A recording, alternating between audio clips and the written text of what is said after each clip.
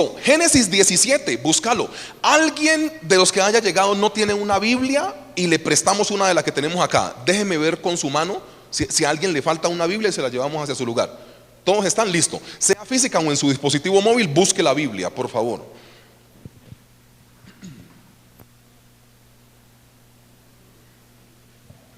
Génesis 17.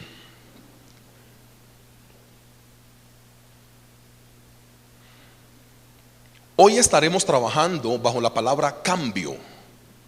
Cambios, de eso vamos a hablar.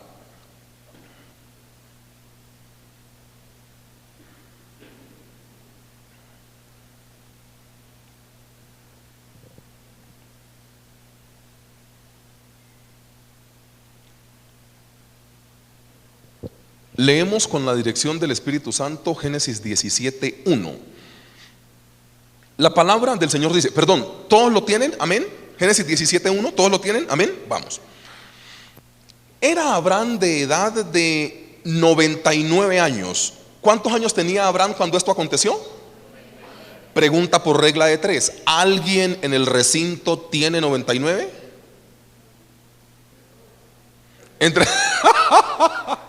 Entre todos sí, ok, pero nadie tiene 99, ok, vamos para encima.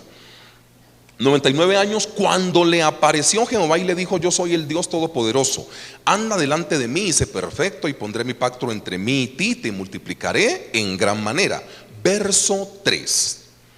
Entonces Abraham se postró sobre su rostro y Dios habló con él diciendo: he aquí mi pacto es contigo, y serás padre de muchedumbre de gentes, y no se llamará más tu nombre Abraham, sino será tu nombre Abraham, porque te he puesto por padre de muchedumbre de gentes, y te multiplicaré en gran manera, y haré naciones de ti, y reyes saldrán de ti.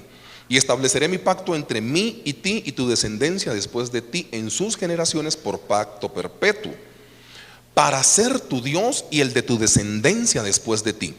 Y te daré a ti y a tu descendencia después de ti la tierra en que moras, toda la tierra de Canaán en heredad perpetua, y seré el Dios de ellos. Verso 9.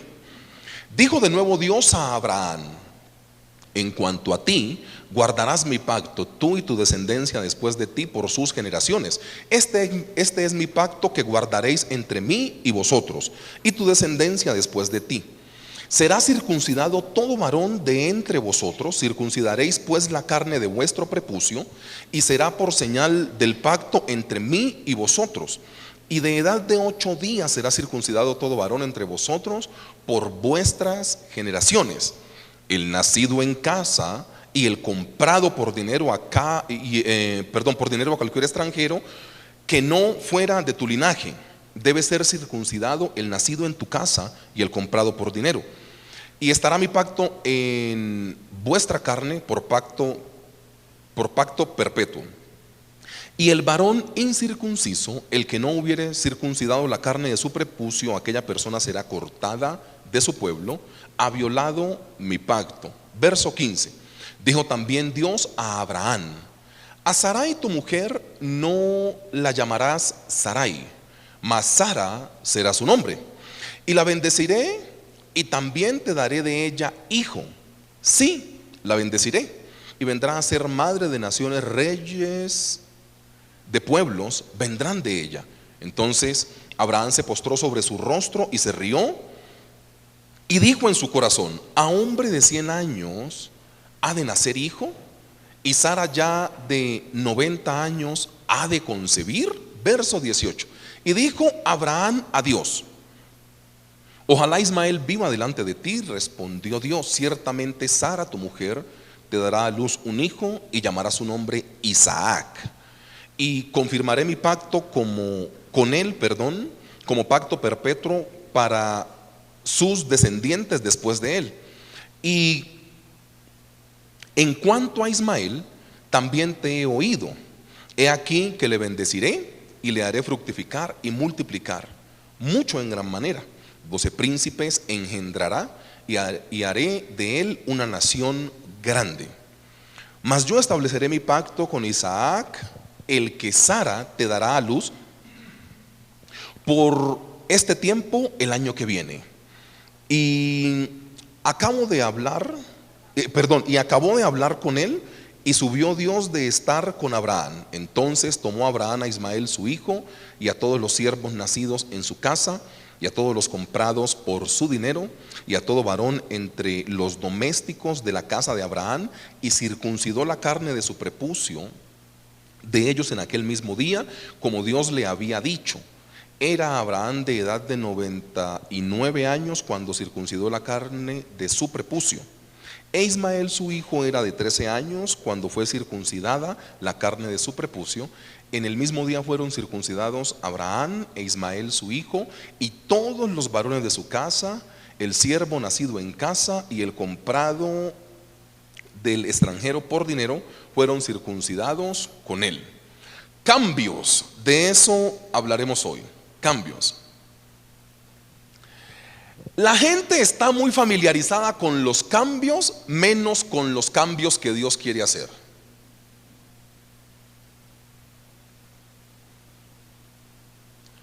¿No les ha pasado que algunas veces ustedes entran a la casa y hay una foto de alguien?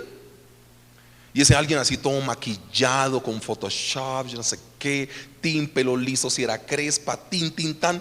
Y ustedes dicen, ¿y la señorita quién es? Y te responden, pues yo, pastor. Y yo, caramba, es como diferente. Entonces, a la gente le gusta cambiar ropa, ¿sí o no? Ay, la ropa está como vieja, cambiemos. Cambiamos ropa, cambiamos zapatos, cambiamos de look, cambiamos de vivienda. No, esto nos quedó muy pequeñito esta casa, vámonos para otra casa y tal. A la gente le gustan los cambios. Pero cuando nosotros llegamos a la vida cristiana, esos cambios sí no nos gustan. Nosotros estamos muy arraigados a cómo nosotros fuimos educados, a cómo nosotros fuimos criados. Y lógicamente eso rompe muchas veces con el concepto bíblico, porque lo que Dios quiere hacer para poder bendecirte es primero cambiarte. O sea que toda persona que vaya a salir con ese cuento de que es que yo soy así, que a mí me criaron así, que a mí me enseñaron así, que mi abuelita me enseñó así, y no pones en práctica eso y lo reconcilias con la Biblia, vas a tener problemas para que Dios te pueda usar. Tú puedes ser un buen creyente, tú te puedes bautizar, y te aseguro que hasta el cielo vas a llegar, no hay problema. Pero el potencial que Dios quiere sacar de ti tiene que ver con tus cambios, con que dejes de hacer lo que a Dios no le agrada. Y yo me la sé con Simón llamado Pedro, me la sé con Saulo llamado Pablo. Él primero los cambia y después les potencializa en lo que él quiere hacer. Antes los podía utilizar, sí. Antes eran personas que quizá amaban a Dios, sí. Antes eran personas que incluso caminaban con Dios, pues en la palabra se muestra que sí. O sea, es que desde que Dios llama a Abraham y a Sara hasta este punto han pasado 24 años. Y Abraham tenía sobre de él la promesa, pero antes se llamaba Abraham. Pero cuando Dios siente que ya tiene que darle el hijo que tanto les ha prometido, se ve forzado a cambiarlos antes de bendecirlos. O sea, ¿una persona puede caminar con Dios con todos los defectos como usted y yo lo hacemos? Claro que sí. ¿De pronto hasta el cielo llegaremos? Sí. De pronto la nota nos queda en 2.9 y el computador nos arrastra a 3 y pasamos. Es posible, no importa. Pero para poder explotar el potencial y para poder recibir lo que Dios quiera, tiene que haber un cambio en tu vida. O sea, medianamente ahí vas a trabajar, vas a poder recibir un sueldo, te congregas de vez en cuando. O sea, eso lo puedes hacer sin cambiar. Perdón por la introducción así, pero es la verdad. Usted me responde sí o no. ¿Una persona al escondido puede tomarse sus cervezas y venir a la iglesia? Sí o no. ¿Una persona puede fumarse un cigarrillo y venir a la iglesia los domingos? Sí o no. ¿Una persona puede ser grosero y decir groserías por fuera y el domingo congregarse? Sí o no. Claro, medianamente tú puedes tener una idea de Jesús en tu corazón, medianamente puedes seguirte congregando, pero ¿cuándo vas a empezar a gozar de eso que Dios quiere explotar dentro de ti? Para eso tienes que cambiar. Dios, hasta que no cambia, no explota la bendición. Y lo que pasa es que nosotros pensamos que nosotros podemos venir así normales. O sea, Dios te recibe como le llegues, pero después en el camino tienes que empezar a cambiar. Yo todos los días entiendo más por qué el hijo llegó hasta este momento. ¿Le vas a dar la promesa y la bendición al Abraham de Génesis 12? Tania, vení, párate, vení conmigo. O sea, ¿le vas a dar la bendición al Abraham de Génesis 12? Así, entrelazados. Miguel, voy a hacer esto con tu esposa, ¿no? Perdón, eso. Ay, amor, vamos de mercado, vamos de paseo, vamos de paseo. Ay, ahí está el faraón y te está mirando como que sos muy bonita. No, China, usted es mi esposa, pero diga que es mi hermana. ¿A ese Abraham vas a darle la bendición? Perdón, eso, esta vieja se me fue. No, no, dale.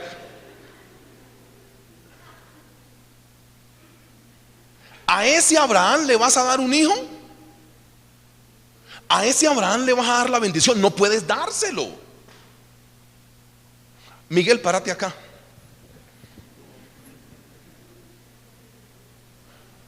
Oiga, ¿será que no se me sientan aquí es porque los pongo ejemplo? O sea, ya los estoy pillando. Voy a empezar a sacar de atrás para adelante. Listo. Entonces, yo soy Abraham. Él es su sobrino. ¿Cómo llama el sobrino de Abraham? Lot, ¿cierto? Ay, mis ovejas ya crecieron más que las suyas. Diga. Las mías más. Ok. Ábrase. ¿A ese Abraham le vas a dar la promesa? ¿Te das cuenta por qué Dios retrasa muchas veces la bendición? Él quiere tenerte preparado. El Abraham de Génesis 12 no servía para ser papá. El Abraham de Génesis 13 con una fe inmadura no servía. El Abraham de Génesis 15 o 16 metiéndose con Agar para sacar a Ismael, ese que quería la bendición antes de tiempo, no le servía al Señor. Este Abraham se va acercando un poco más a lo que Dios quiere. Por eso Dios en Abraham tenía que quitar el Abraham de Génesis 12, ese Abraham con mentiras. El Génesis 13, el Abraham de la fe inmadura. Génesis 15, el Abraham que intenta anticiparse a las promesas de Dios. El Génesis 16, el Abraham mal padre, porque recuerda que él echa a Agar después de la casa. No, pues es que el que quería se metió con otra vieja y se le armó el titingüe en la casa, papi. Entonces ahora le dijo: yo y la señora de la casa, me echa esa patisucia. Entonces, ¿qué le tocó a Abraham? Echar a la pobre Agar con un poquitico de agua y un pancito para que se murieran por el camino. Ese Abraham que era mal padre le servía a Dios. No, ese no servía. Entonces te das cuenta que Dios se demora 24 años para poder pulir el corazón de Abraham.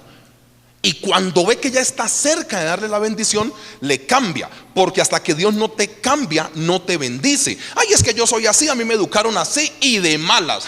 De malas. ¿En serio? Venga, ¿y usted por qué no cambia su carácter? Ay, pastores, que nosotros somos así. Ah, sí, muy bonito. Venga, ¿y usted por qué? No, pastores, que nosotros fuimos educados así.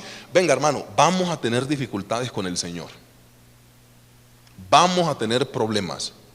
Usted puede ser un cristiano normal, pero Dios no quiere ser un cristiano normal de usted. Dios quiere que usted explote la bendición que Él le dio. Y para eso tienes que dejarte cambiar por Dios. Y son cambios buenos. O sea, ¿cuál es el problema con los cambios que Dios propone? ¿Son muy malos en serio los cambios de Dios? Empezar a honrarle, a respetarle, a serle fiel a Él, que seas mejor hombre, que seas mejor mujer. Eso no es malo. Pero la gente ha pensado que lo que Dios propone es malo. Cambios tiene que ver con 3 palabras o con 3 ideas que hoy trabajaremos. La primera palabra es paciencia.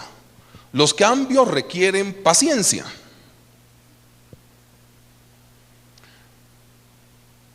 Génesis 17:1. La primera palabra es paciencia, hablando del título que es cambios. Era Abraham de edad de 99 años. No lea más. Cuando Dios llama a Abraham y empieza a hacerle estas promesas, ¿cuántos años tiene? ¿Recuerdas? 75 años.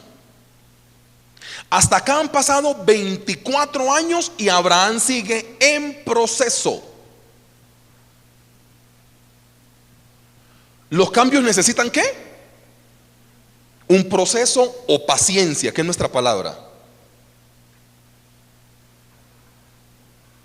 Pierde 5 libras en 5 días. ¿Es en serio? Bueno, perdón por si algún hermano de la iglesia vende Herbalife.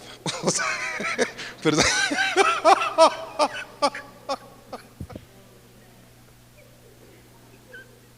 Ay, Dios mío. Ay, qué problema me he metido. Hubiera colocado otro ejemplo, pero este pastor sí, qué cosa. Pero no, en serio, mira. Ay, Dios mío santo. Todas estas cosas como rápidas, pues no tienen. Ahora se fueron de la iglesia 3 que vendían Herbalife. Ay, Dios mío. Mira, los cambios requieren paciencia y un proceso. Nosotros no podemos aspirar a que el Señor nos bendiga si no tenemos paciencia. O sea, la palabra del Señor, como si la gente que leyera el capítulo tuviese que enterarse. 2 o 3 veces menciona, recuerda que la edad de Abraham era 99, como queriendo decir, cuando todo esto empezó, el man tenía 75. Los cambios requieren paciencia. Los cambios no requieren cosas aceleradas, porque de por sí el asunto es pendular. Si haces esto, tienes que regresarte también. Lo que pasa es que nosotros queremos los cambios de Dios muy rápido. Mire, ¿por qué Dios le pide a Abraham lo mismo que cuando lo llamó? Él empieza diciéndole, sé perfecto o recto en tus generaciones. Es lo mismo que le dijo por allá cuando tenía 75 años. ¿Por qué Dios le pide lo mismo a Abraham después de 24 años? Mira, en la iglesia no hay veteranos. En la iglesia todos tenemos que seguir siendo soldados rasos. Ahí yo esperaba un amén, pero todo bien. No, mentira. En la iglesia no hay veteranos. En la iglesia todos somos hormiguitas. Todos somos soldados rasos. Yo recuerdo en el año 2016 fuimos a hacerle un tratamiento a mi hija en su pierna por su prótesis y estábamos con unas personas en una casa y la señora de la casa me dijo, tengo que ir a hacer unas vueltas, vete con mi hijo a una peluquería. Entonces, bueno, cuento primero lo chistoso. El muchacho había visto un corte por allá por internet, se peló por aquí así y se dejó aquí. Y era esa mamá bien conservadora. Pues me dice, lleve mi hijo a la peluquería. Yo dije, no, pues ya la mamá habló con el peluquero, ya sabe qué corte le van a hacer. Cuando la mamá vio a ese muchacho, parecía como el último de los mohicanos, como con una cosa aquí así. Eso fue, me acuerdo, no, mañana te llevo, vuelve a hacerte esa vaina. Pero el cuento a qué va. Allá respetan mucho a los veteranos en los Estados Unidos.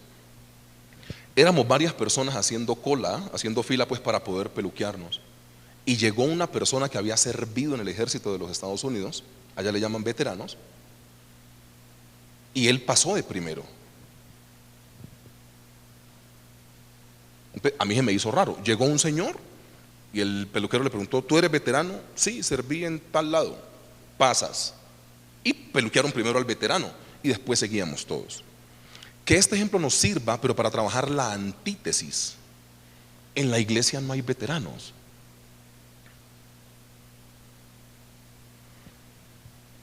En la iglesia todos tenemos que servir igual. Dios lo primero que le dice a Abraham después de 24 años es, guarda mi pacto y sé perfecto delante de mí. Pero ¿cómo le dices a eso a una persona que tenga 24 años en la iglesia? Voy a literalizar lo que está pasando allá en la historia con lo que pasa acá en la iglesia. En la iglesia no hay veteranos. En la iglesia todos somos iguales. Por eso el pastor de la iglesia también hace aseo. Y es la autoridad de la iglesia. Y paga los recibos de agua y luz. Y yo le puedo pedir el favor eso a la hermana Jenny, a Daniel Armando. Yo le puedo pedir el favor a alguien, pague los recibos. Y yo sigo pagando los recibos. Cuando Dios me llamó a esta iglesia, yo pagaba los recibos. Hoy soy el pastor de la iglesia y sigo pagando los recibos, porque en la iglesia no hay veteranos. O sea, lo que te pasa malo en tu corazón es que crees que ya tenés como un tiempo dentro de la iglesia.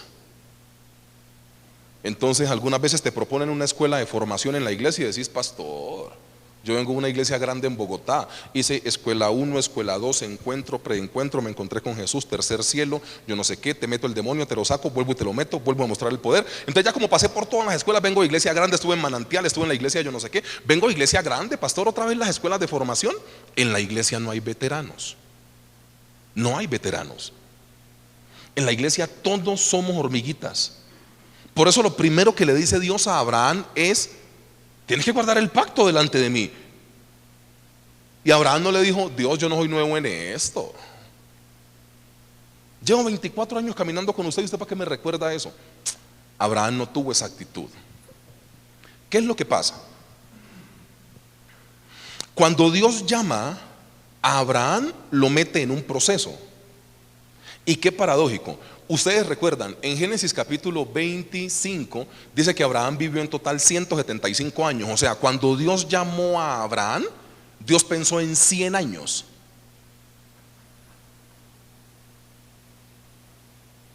O sea, Dios lo llama a los 75. ¿Estamos de acuerdo con eso? Génesis 25 dice que vivió 175 años, ¿sí o no? Claro que lo dice. Entonces cuando Dios llama a Abraham, está pensando en 100 años. ¿Usted se imagina a Abraham con el desespero que nos coge a nosotros?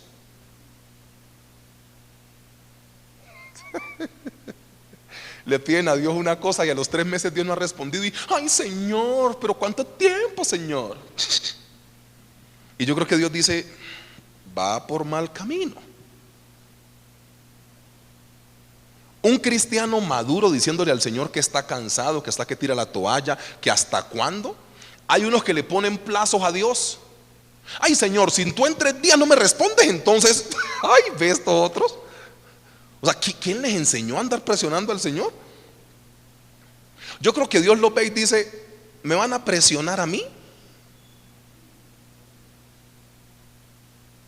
O sea, yo creo que Dios ante nuestras presiones nos va a contestar: no se equivoquen que la presión es para los frijoles, no para mí. O sea, ¿qué le vas a decir a Dios? ¿Que estás cansado de qué? Que hay mucho tiempo y que no recibes. O sea, dime cuál es tu argumento para poder decir que estás cansado de lo que Dios está haciendo en tu vida. La palabra dice: era de 99 años. Y después empieza la historia. Si usted es un buen lector bíblico, sabe que de 75 a 99 hay 24. Y dijo: y no es ya, porque no es por arte de magia. El año que viene, para esta fecha, ahí vas a tener tu hijo. O sea, completas 25 años esperando. No estoy yo profetizando que lo que le estás pidiendo al Señor va a llegar dentro de 25 años. No, no, no, entiéndeme bien. Pero Dios es un Dios de procesos. Entonces, ¿por qué el apóstol Pablo tuvo que esperar más de 12 años para que los discípulos de Jesús presenciales pudieran creer en él? Entonces, ¿por qué Zacarías y Elizabeth esperaron casi 50 años para poder quedar embarazados de Juan Bautista? ¿Por qué? ¿Ustedes creyeron que eso era soplar y hacer botellas? La vida cristiana requiere paciencia. La vida cristiana requiere mucha paciencia. Los cambios requieren mucha paciencia. Cada vez que uno intenta hacer un cambio, bruscamente genera un traumatismo que al principio te puede dar un muy buen resultado si lo querés, porque es lo que estabas pensando que iba a pasar. Pero después eso se termina dañando, porque tiene que ver con un proceso. La primera palabra es la palabra paciencia. Dígale que tiene a su lado: llénese de paciencia.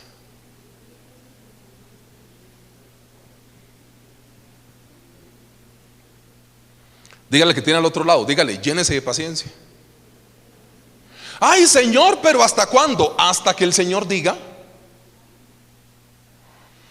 Lo segundo que muestra el texto bíblico es la palabra rendición ante Dios. Vamos a leer quizá 1, 2, 3 versículos. Yo leo Génesis 17, 2, 3 y 4. Y hay una cosa que se llama promesa hay otra cosa hay una cosa que se llama promesa, hay otra cosa que se llama impulso de promesa y hay otra cosa que se llama materialización de la promesa. Entonces, Génesis 17:2, Dios le dice: pondré mi pacto entre mí y ti y te multiplicaré en gran manera. Dios ahí le está dando ¿qué? La promesa. En Génesis 17:3 dice: entonces Abraham se postró. Cuando Abraham se postra, es lo que le da impulso a la promesa. Y ya te lo explico después. Y Génesis 17:4 dice: he aquí mi pacto es contigo y serás padre de muchedumbres de gentes.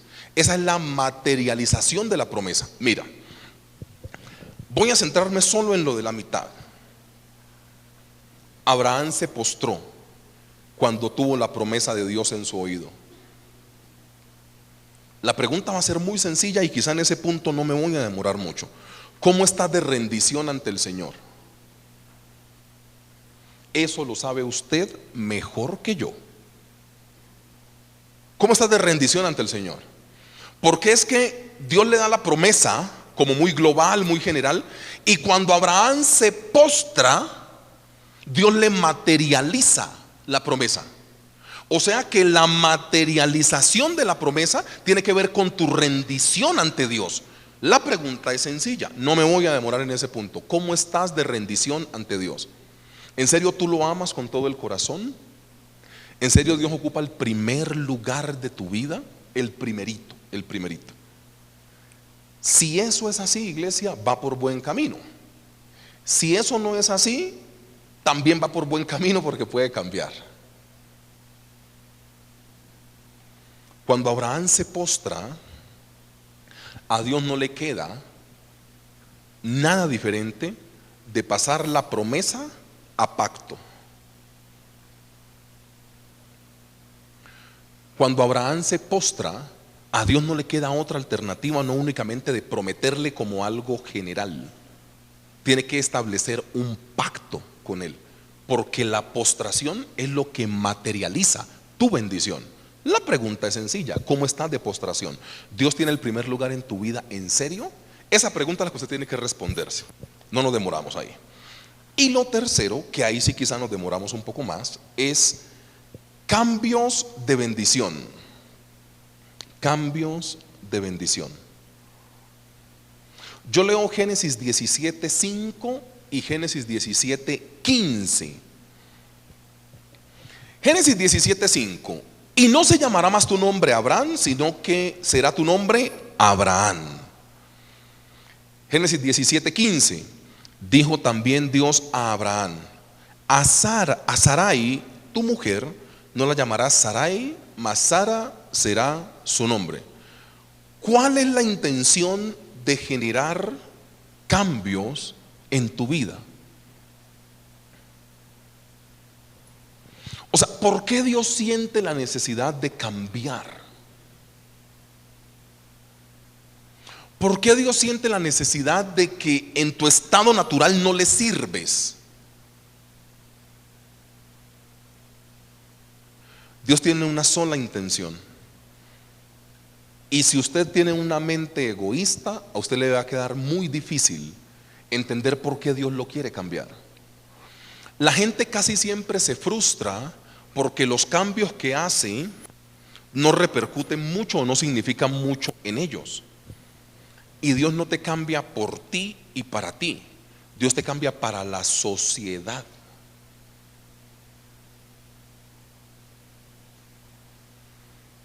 El problema es que dentro de la iglesia hay mucho egoísmo todavía. Y la iglesia todavía se sigue imaginando que Dios nos cambia a nosotros porque tiene un plan únicamente con nosotros, pero no está pensando en los demás. Vamos a hacer rápidamente algunas lecturas para que ustedes vean qué es lo que Dios está pensando con cambiarle el nombre a Abraham y a Sarai.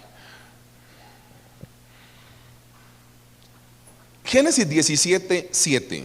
Lo voy a hacer leer solo una. Yo leo una parte y de ahí le digo ¿y qué dice ahí? Y ustedes me colaboran. Génesis 17:7 dice: y estableceré mi pacto entre mí y ti. Eso se lo dijo desde Génesis 12, eso ahí no hay problema. Después de eso dice que, ¿y tú qué? Y tu descendencia después de ti en sus generaciones. ¿Dice eso su Biblia, sí o no? Ok, leamos el 18. Y te daré a ti. Hasta ahí no hay problema. Después de eso dice, ¿qué dice? Y a tu descendencia después de ti. ¿Su palabra dice eso? ¿Su Biblia dice eso? Ok, leamos el 9. Dijo de nuevo Dios a Abraham: en cuanto a ti guardarás mi pacto. Después de esa coma en su Biblia dice: tú y tu descendencia después de ti por sus generaciones. ¿Dice eso? O sea que Dios te cambia ¿para qué?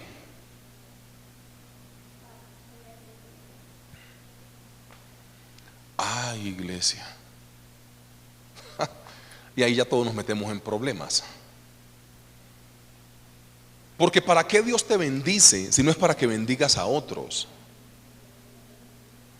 O sea, ¿para qué Dios te cambia si no es para que ese cambio impacte a otros? Mira, nosotros algún día tendremos que tener un culto de testimonios, porque Dios le ha salvado aquí, sino que yo no hago mucha bulla con eso.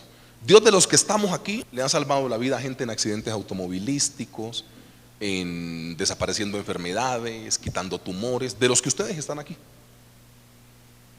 Y algún día tendremos un culto de testimonios. Pero el testimonio no es: yo antes era borracho y el Señor me sanó del alcoholismo y ahora amo a Jesús con todo mi corazón. Pues eso es mejorar tu vida y mejorar tu corazón. ¿Dónde está el impacto ante la sociedad? Voy a ser muy honesto con este ejemplo. Hay gente que sin conocer de Jesús no toma trago, ¿cierto? Entonces, ¿cuál es tu ganancia con Jesús? Me explico. Si vos antes eras un borracho y sufrías de alcoholismo y ahora ya no tomo para la honra y gloria del Señor, hay gente que sin tener a Cristo en el corazón nunca se ha tomado una cerveza en la vida. Ese ya te ganó. O sea, si el testimonio es para eso, ese ya te ganó. Usted sufrió de alcoholismo, sufrió de tabaquismo y ahora Jesús le sirvió para no tomar más trago y no volver a fumar un cigarrillo. Listo, gloria al Señor por eso. Pero hay gente que sin Jesús ni toma ni fuma. Ese ya hizo más que vos. O sea, Jesús únicamente es para decir: yo era borracho y ya no, yo fumaba y ya no. ¿Para eso es Jesús? No, papá, para eso no es Jesús. Nuestro Señor Jesucristo no te cambia, no te sana, no te salva, no te bendice, sino para que tú le sirvas. Y ese servicio sí, empezamos a hacerlo dentro de la iglesia, pero tenemos una gran carga con la gente de afuera. Es Biblia pero aplicada. ¿Qué empezó a hacer la suegra de Pedro apenas el Señor Jesús la sanó? Empezó a servir. Ay no, pon una cita de control. ¿Qué EPS tiene, suegrita de Pedro? ¿Sura o Sanitas? Sanitas en prepagada. Ah, ok, ve que te dan prioridad, no haces fila. Ve, revísate primero tus órganos. ¿Eso pasó? No. Cuando Jesús te libera, no te queda otra que servirle. La iglesia tiene que pasar de ser ese lugar bonito donde ay, todos somos aleluyas y empezamos a impactar la sociedad. O sea, ¿cómo estás impactando la sociedad en tu lugar, en el lugar donde Dios te puso? ¿Cómo lo estás impactando? Porque no eres cristiano únicamente para que dejen las adicciones. No eres cristiano únicamente para que cuentes el testimonio. Yo antes hacía esto y ya no. O sea, todos los testimonios del cambio de Jesús tienen que generar un cambio en las otras personas. Claro, yo antes maltrataba a mi esposa, ya no la maltrato. Yo antes gritaba, ya no grito. Yo antes era grosero, ya no soy grosero. Yo antes tomaba, ya no tomo. Yo antes hacía esto, ya no. ¿Para eso vas a utilizar a Jesús? ¿Únicamente para eso? Hay gente que sin Jesús en el corazón hace eso con excelencia. Hay gente que sin Jesús hace eso. O sea, el cambio que Jesús trae a tu vida no es únicamente pensando en ti, en que antes eras borracho y ya no.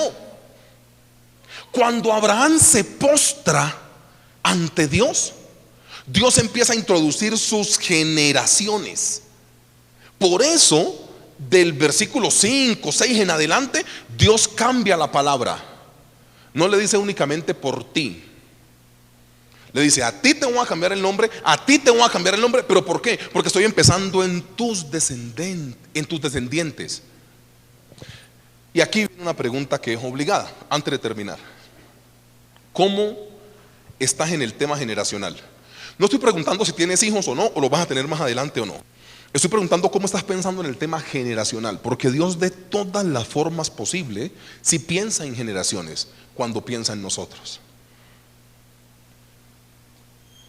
Si la bendición hubiera sido solo para ellos, como pareja, hablando de Sara y Abraham, Dios no se esfuerza en darle descendencia.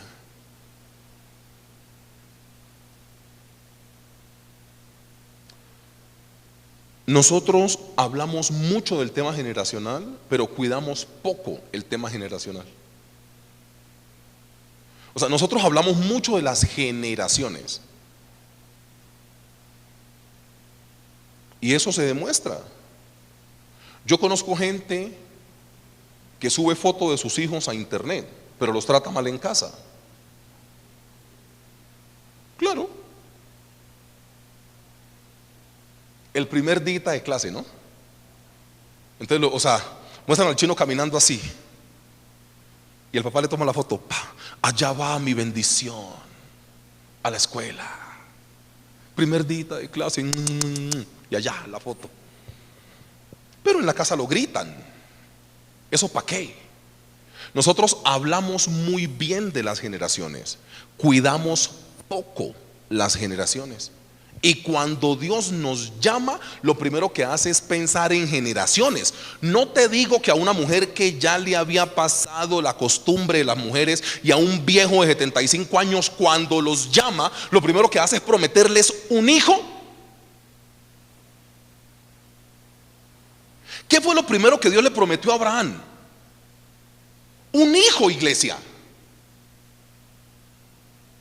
Abraham lo que primero recibe de Dios es: tranquilo que te voy a dar un hijo.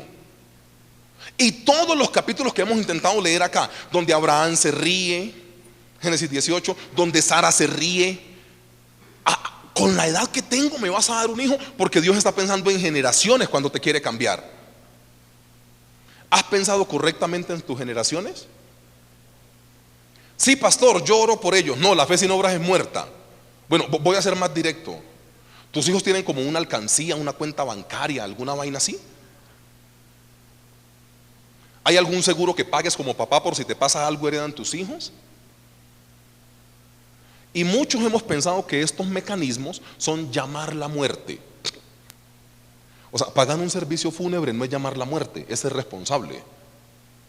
Todo lo que puedas hacer de ahorros programados para tu familia es bueno. Ni hablemos de lo espiritual. ¿Oras con tus hijos en casa? O sea, ¿cómo estamos nosotros con el trato en las generaciones?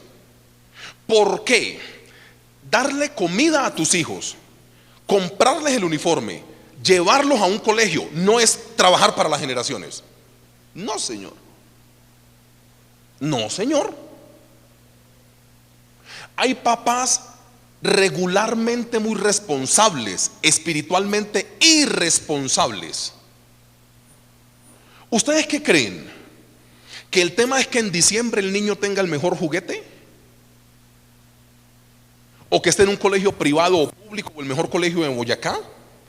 ¿O que tenga sus jeans al día, sus zapaticos al día, que esté bien peluqueadito? Eso no mete a sus hijos al cielo. Eso es cumplir en lo regular, en lo cotidiano. ¿Dónde está la espiritualidad que está sembrando? En Deuteronomio, el Señor tiene la única necesidad de sacar el libro de Deuteronomio, porque lo que le dijo en Levítico se le estaba como olvidando a los degenerados. Entonces Él saca una segunda ley. Y en los primeros capítulos, antes del capítulo 6, ¿sabe qué les dijo? Y estas palabras que yo te mando hoy, espiritualidad, los pones en los dinteles de tu casa, se las enseñas a tus hijos al acostarse, al levantarse, antes de llevarlos para el colegio. Espiritualidad. ¿Ustedes creen que es negocio que nuestras familias vivan bien? sin espiritualidad.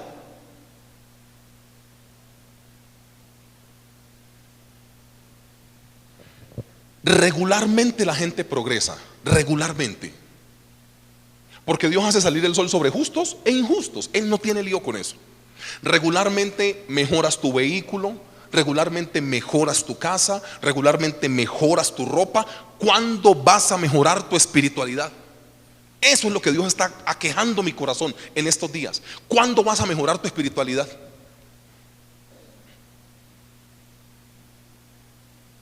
Hoy tenemos gente con teléfonos caros sin Jesús en el corazón. ¿Y eso es negocio al final? O sea, lo que Dios quiso siempre hacer fue a través de la espiritualidad hacer brotar lo material. El 6:33 de Mateo. Buscad primeramente ¿qué? El reino de Dios en su justicia, y la plata viene ¿por qué? Por añadidura. Hoy el diablo tiene a la gente en la iglesia embobada, buscando plata. Así la espiritualidad no esté. Hoy se invirtieron los papeles. Ay, pastor, gloria a Dios, me subieron el sueldo en la empresa. Amén. A mí me gusta que la gente viva bien. Ay, pastor, gloria a Dios, me salió el trabajo. Amén. A mí me gusta que la gente trabaje. La pregunta que ustedes tienen que responderse es: ¿en qué estás subiendo tu nivel espiritual? ¿En qué lo estás subiendo? Iglesia, si no estamos haciendo bien el trabajo. No estás haciendo bien tu trabajo. ¿Ustedes creen que esto es de casas? ¿Ustedes creen que esto es de carros? ¿Que esto es de plata, de ceros a la derecha en la cuenta bancaria? La espiritualidad, ¿cuándo la vas a empezar a subir? Todos los días tiene que haber más espiritualidad en nosotros. Si no, no funciona. Si no, seríamos la típica persona que dice: pastor, préstame el micrófono de la iglesia. Hermanos, yo antes era un borracho y hoy, para la honra y gloria del Señor, no me tomo un trago. Y todos aplauden, amén. Y de ahí para allá, ¿qué? Yo conozco gente que va a Alcohólicos Anónimos y deja el trago.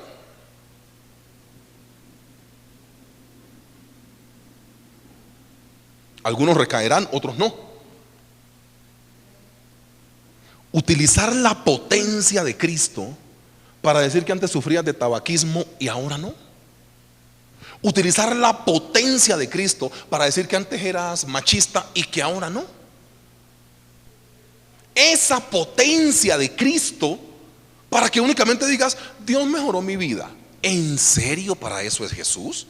Entonces mira, resulta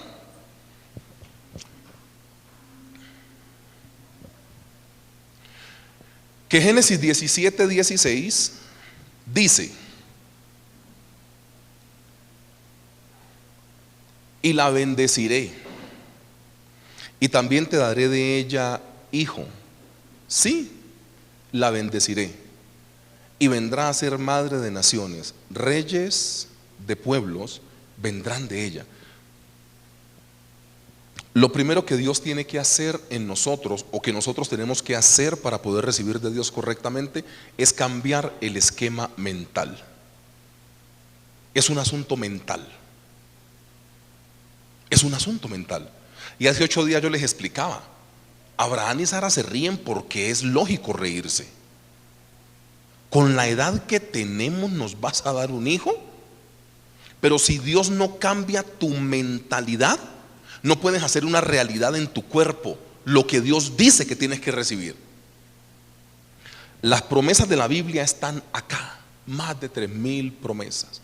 Más de 3,000 promesas.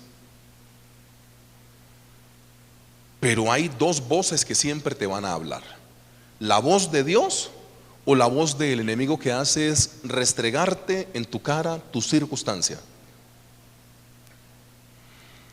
El postrer estado será mayor que el primero.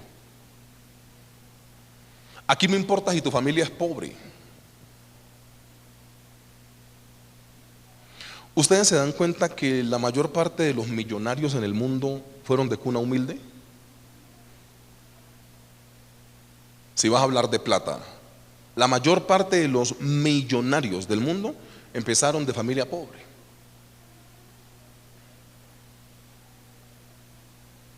¿Por qué te dejas llevar por el barrio donde vives?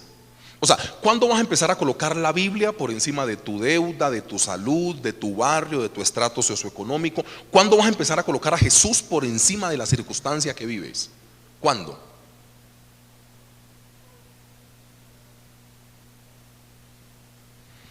Iglesia, Dios te cambia porque quiere tus generaciones.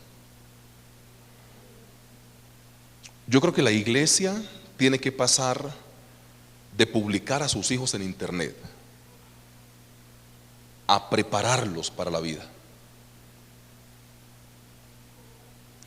Creo que la iglesia tiene que pasar de decir que los ama mucho a que verdaderamente sus hijos sean amados. ¿Qué estás haciendo para cuidar tus generaciones? Y esa pregunta a mí me confronta mucho. No crea que porque yo le predico tengo todo resuelto. No. Se lo aseguro que a mí eso me confronta mucho. O sea, ¿cómo estamos cuidando nosotros nuestras generaciones? ¿Dándoles todo lo que necesitan? Hay papás que sin Jesús hacen eso.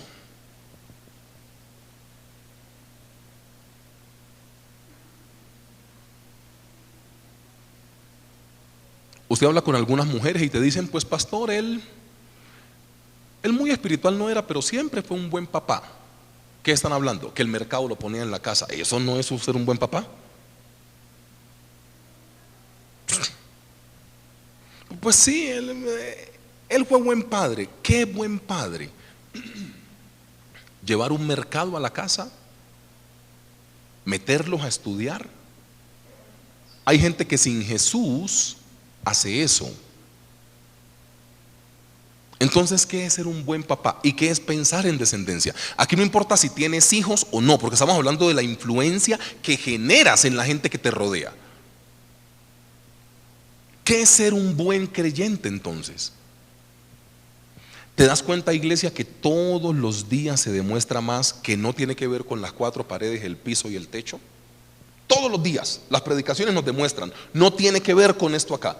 Gloria a Dios por el servicio. Los hermanos que ministran la alabanza, la hermana que viene temprano y prepara su santa cena, los hermanos que ayer hicieron el aseo, la hermana Angélica María, creo que vino con Jonathan, gracias por ello. Hace 8 días Tania y Miguel, gracias por ello. O sea, siempre Luis Eduardo que está con toda su familia. O sea, todos los servidores de la iglesia, muy bien. Pero de ahí para adelante, ¿qué? ¿No será que la gente no se enamora de Cristo es porque lo mostramos poco afuera? Porque a mí me cuesta creer cómo esta sensación tan chévere que nosotros tenemos con Jesús y con Dios en el corazón, la gente afuera la rechaza. Y empezamos a sacar unas excusas más pecuecas. Venga, ¿y usted por qué no le predica a sus amigos en Tunja? No, pastor, Tunja es difícil, pastor. No, aquí el evangelio con esas procesiones en Semana Santa es difícil, pastor. Hermanos, ¿en serio? Yo tengo algunas poblaciones que son más difíciles también. Yo he predicado en Chiquinquirá, por ejemplo. Y ustedes saben la devoción que tenemos hacia Nuestra Señora de Chiquinquirá. Entonces allá para poder predicar es más difícil. Es más difícil que en Tunja, para mí, espiritualmente hablando. Hermanos, el trabajo hay que hacerlo. La gente tiene que enamorarse de Jesús por nuestras buenas acciones afuera. Sean buenos creyentes. Paguen los impuestos. Paguen a tiempo. Sean respetuosos. Y sean cartas abiertas para que la gente pueda enamorarse de ese Jesús. Porque ya suficiente mal ejemplo hemos tenido en las iglesias. Demos un buen ejemplo. Que el Señor nos ayude para entender que los cambios requieren todo esto: paciencia, requieren rendición. Y requiere que nosotros literalmente cambiemos la mentalidad. Porque la realidad que nosotros estamos experimentando ahora de seguro es contraria a la que la Biblia dice de nosotros. Pero las promesas están acá. Revisa tu rendición. No te voy a poner por cola, sino que serás cabeza. Eso está acá. Vas a comprar sin dinero. Eso está acá. Eso está acá en la Biblia. ¿Por qué no lo recibo? ¿No será que lo que te falta es rendición? Iglesia, esta es una predicación que te invita a no ser un cristiano normal, a ser un cristiano que vaya un poquitico más allá. Y te vas a dar cuenta que con ese poquitico más allá es mucha la gente que vas a permear. Dios no cambia a Abraham y a Sarai para cambiarlos. Él los cambió, y cuando les cambia el nombre inmediatamente introduce las generaciones. O sea, usted sí, pero su pueblo. Usted sí, pero sus generaciones. Usted sí, pero sus hijos. Usted sí, y reyes saldrán de usted. Y naciones van a salir de ustedes. No tenemos hijo. Reyes van a salir, naciones van a salir. Con razón Sara se ríe. ¿Pero cómo? Sara dijo, ni el periodo me llega. Y para que haya bebé tiene que haber periodo.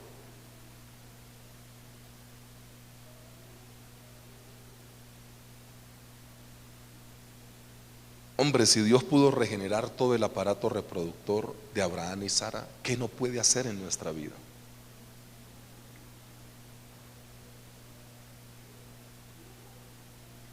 Sara tenía bajito 40 años sin que el periodo le llegara. Bajito, bajito, 40 años.